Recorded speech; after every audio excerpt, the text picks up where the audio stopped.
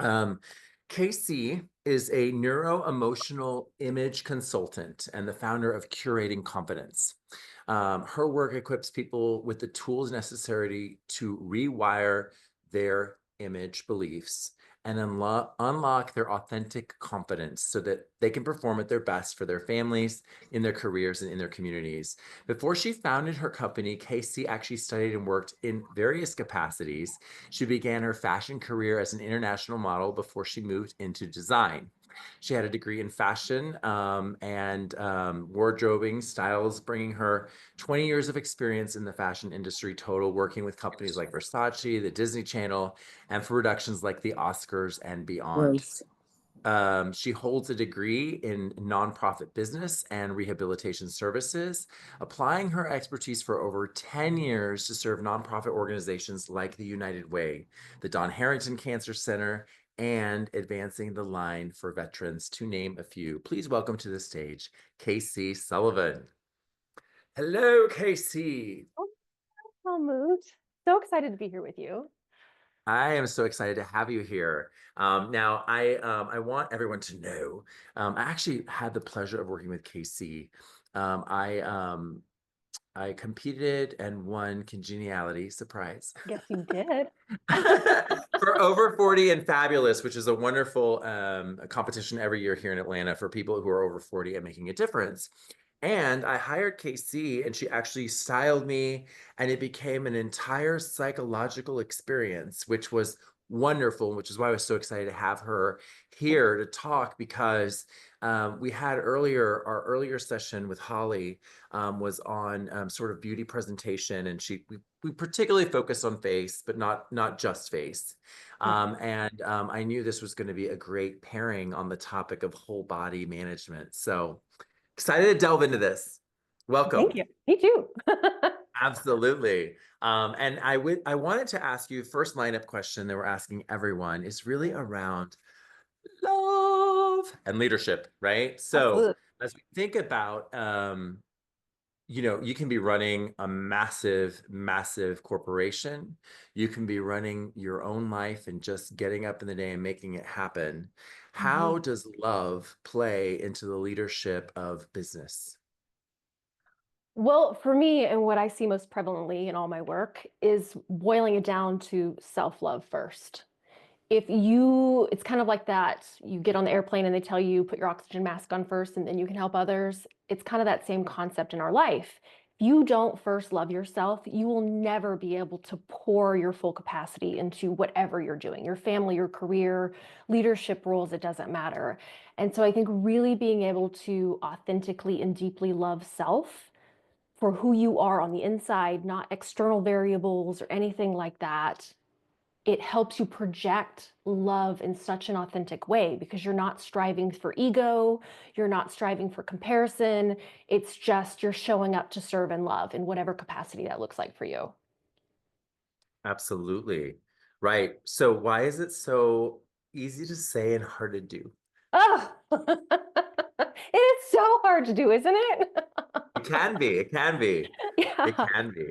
But I think our culture is so wired to focus on the externals.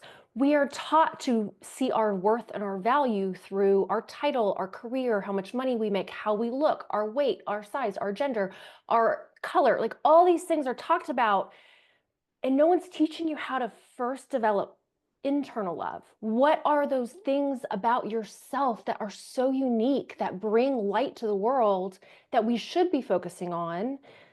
We're not grounding ourselves in those first. We're worried about, because we're taught to worry about. That's where our measuring stick comes from in our culture. So I think that's why it makes it so hard because we don't talk about it very often. Agreed, agreed. And the fact that we even think, and it's funny, right? The comparisons of Thief of Joys come up a few times Mm, in this discussion of leadership. But it is interesting, like we like to have that metric where we go, well, where am I? Where am I? Right? An external validator, right? An external absolutely. authenticator. And it's not stick, the stick's inside. If you want something lasting, In my experience personally, and then what I've seen with all my other clients is you can have these great measuring sticks externally, and they do provide some level of confidence, right? That's how we gain experience and skills, and we develop confidence around those external things also. But life happens and those things can change in an instant. And what happens when?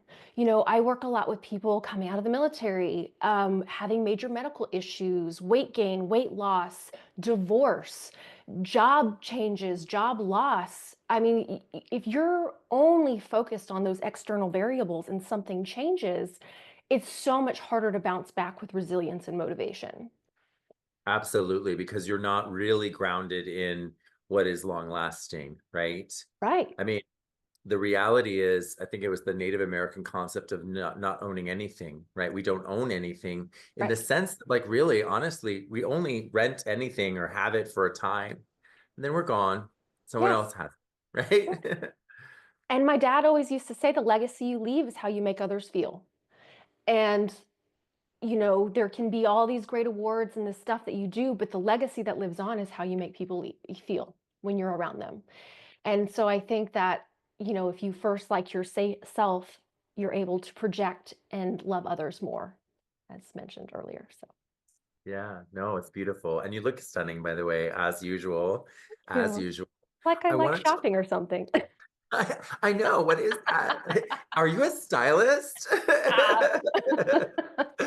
So let's talk a little bit about, first of all, why does style Mm. and leadership matter?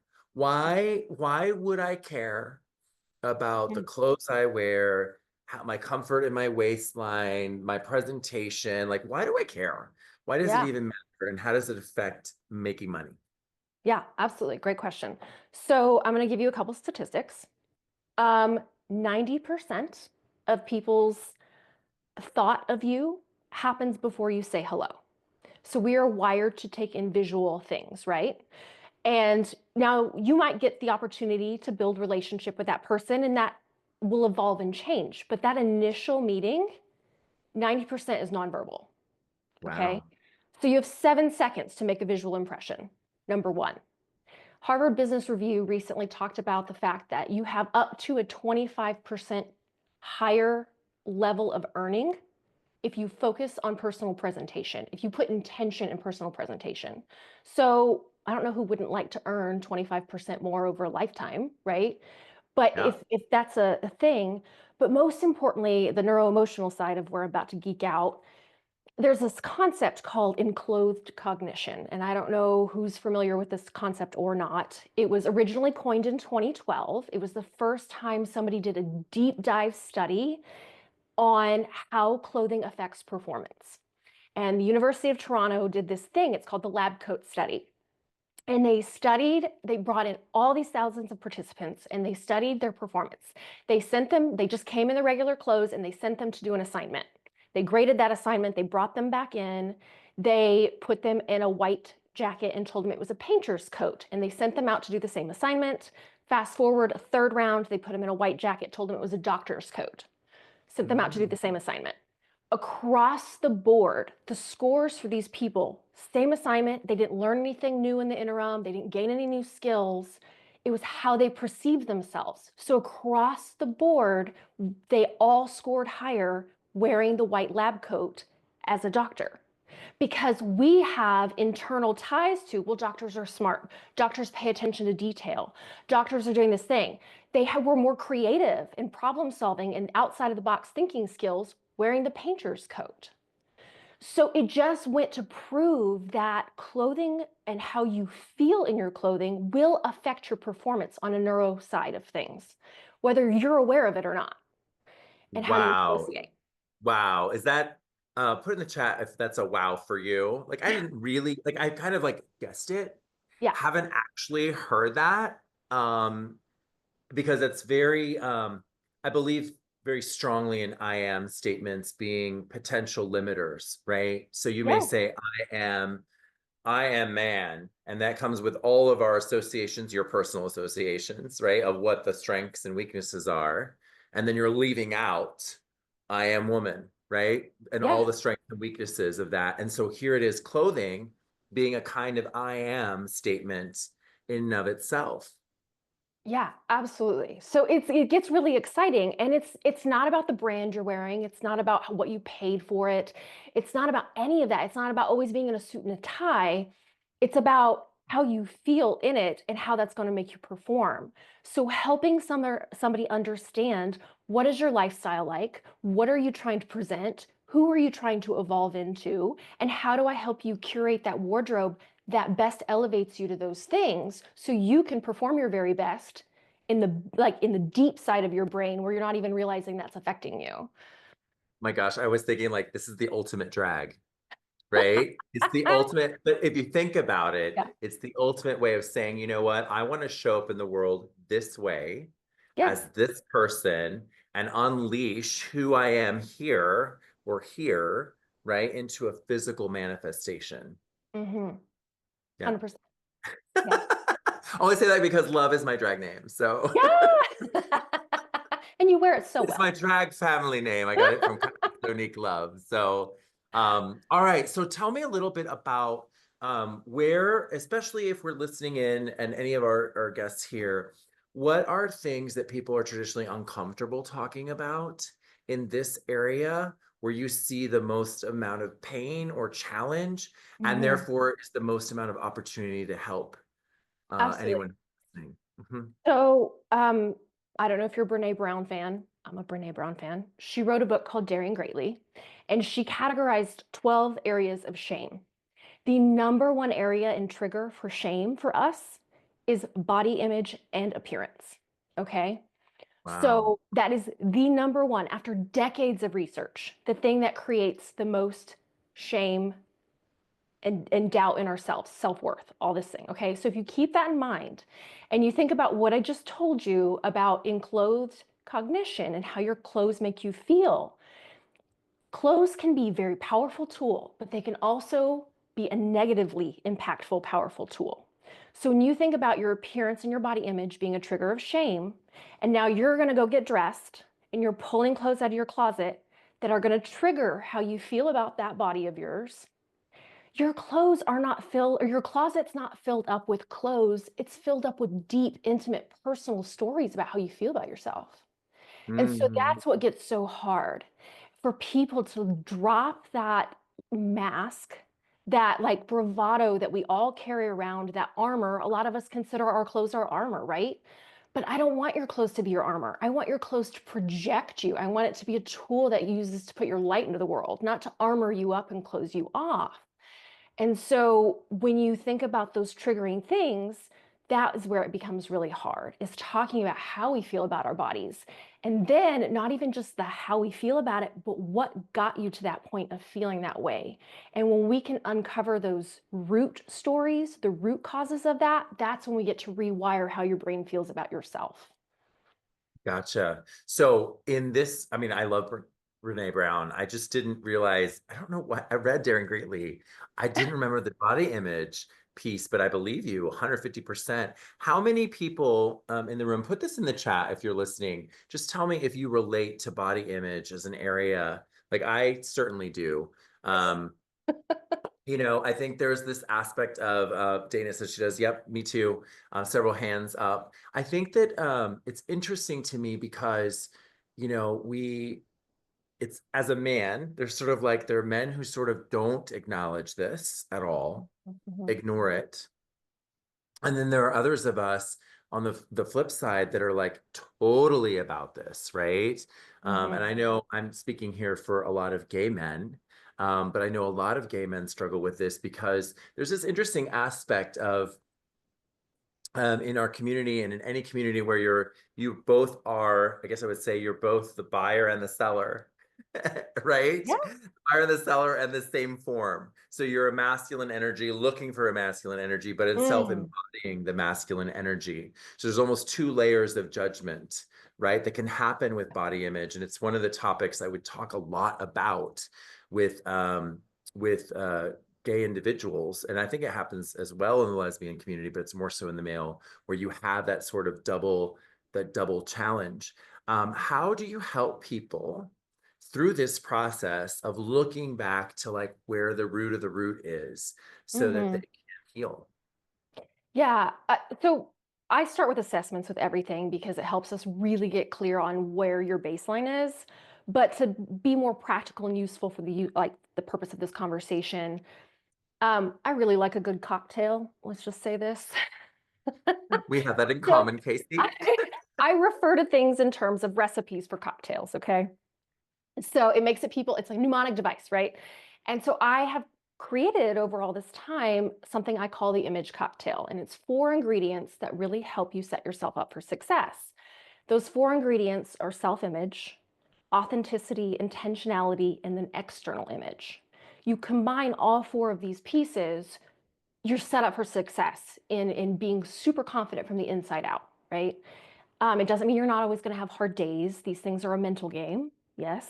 So you always have to like keep Yeah. doing your work. It's not a magic pill.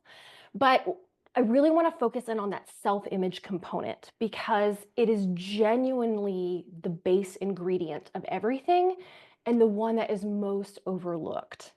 And um, in the freebie I have, and I think you'll attach it later, I created like a 30-day challenge for you to go and do 10 minutes a day of self-image building activities. There's a whole bunch of different options, and you do that like a little bit each day, and then you pick out your favorites and you keep doing those. And those are just going to be simple little things for you to continue to do every day to build that self-image. Here's what and why self-image is so important. So self-image is a buzzword. We all hear it and we're like, yeah, cool. What does that really mean? Yeah. So you, Right. you Google it and it pulls up all these definitions and you're like, oh, okay, where do I start? I'm going to boil it down for you. Self-image is kind of complex. It's made up of lots of components. It is your sense of purpose and contribution in the world. It's your feeling of trust in self and trust in the people around you. It's your feeling of capability. These all make up your self-image. But the main one that affects us on the day to day is it is your sense of social belonging, right? So we are hardwired as humans to be in community and we want to belong. But now we have all this stuff, all this trash from our past, this trash in our media and our culture that's telling us, well, you have to look this way. And, 99.9% of people don't look that way. So none of you belong, clearly. So now we're all trying to fight and vie to be in a belonging space. And we're making it mean something about ourselves from an external place. So this is so important because, as you know, Helmut, what you think becomes what you feel is what you become, right? So if you're thinking all these horrible negative things about yourself, you wake up and the first thing you look in the mirror and you're like, my wrinkles, my stomach, versus like, oh man, I feel so bright and energized today. Like who's starting their day thinking that in the mirror? Like, it Right. has to be intentional and trained, but it affects our physical, mental, social, and emotional well-being. And it's super, super important.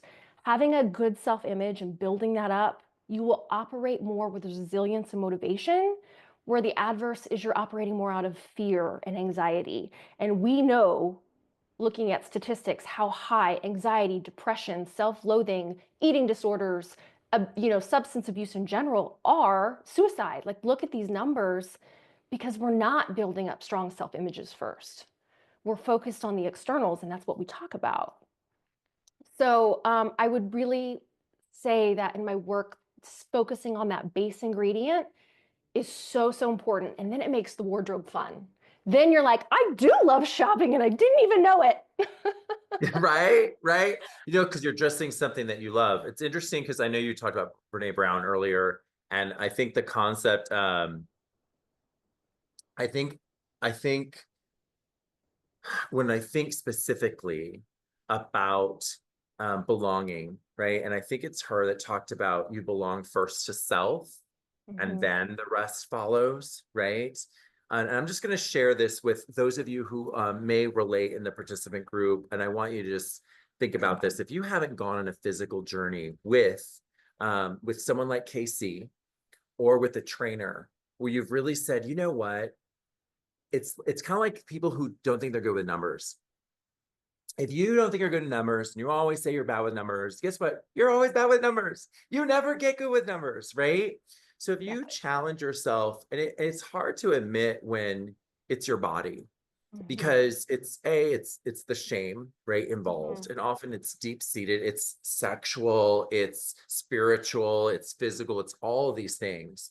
But if you challenge yourself to say, you know what, I'm going to make an investment to how do I shift myself into literally being like, I'm beautiful. And I'm not talking about I'm just going to eat everything and treat myself like crap and then still call myself beautiful. I don't mean Right. that, right? Yeah. Because I think that we have some trends today in our society that are pushing that. I think this is a big topic around the TikTok thing. I'm Mm. talking about really saying, I want to truly be in love with myself and really love the fact that like my pinky's like a little off or that my toe's a little awkward, right? I'm not, but I'm perfectly made, Right. right? That journey, going on that journey can be so revealing to you. I went on that journey a few years ago, and then I went on it again when I engaged with Casey, where you're like, whoa, whoa, whoa. I thought I had already done the work. And I came back to you and I was like, I'm not done with all the work, Wait, there's more. right? There's more. Wait, there's more. Yeah. And I want you to talk a little bit because I think people oftentimes don't think like what I've found when I'm trying to testify to you all is that this work can shift so many other parts of who you are that you think it's vain. You may think it's silly. You may think to get over it. But as an executive leader, my literally my leadership in my business, my ability to move and shake in spaces changed entirely when I transformed my view of my body. And Casey, I don't know if you Mhm. have some stories maybe that you might share of people or what you've seen. I was at an event last night, and I will say 9 out of the 10 female business owners that I come across operate from a space of not feeling enough, right? So, like, even when in a conversation, it's like their shoulders are slumped, they're afraid to tell you about what they do, they're afraid they're taking up too much space. And, and this is no judgment on them. I've struggled with this myself. Right, I say it from a right. complete place of I've lived it. That's why I can say it. Why would I believe you're good at what you do if you don't believe you're good at what you do? But I run into this so much with clients, and I run it with a lot with men, with the imposter syndrome space when they hit a certain level, and I run it with a lot with women, especially in male-dominated industries. You look at tech, finance, engineering, chemistry, IT, like there is this like they're really, really good at what they do, but they don't know how to show up as a strong woman in that space, and so they start Mhm. to shrink. And it's being able to really extrapolate, like, how do I help you build a strong confidence so you can show up and lead with love? Because that's when you will. And that's when you will it's not and I've again I've struggled with this so much. It's finding that balance between confidence and ego and sharing your talent and your truth and not like but like it's the humble brag, right? It's like, oh, it's like it's so hard to talk about ourselves sometimes, but oh, I have never met a woman that is well, and men too. I'm not trying to exclude you. I just happen to Okay, have we're more good. females in my life. But I've never met somebody that is not far more achieved than they realize they are. It's like we need to celebrate this. We've got to start celebrating these little bitty things so you recognize how huge they are to the rest of us. Right? No, it's true. And it's interesting to me.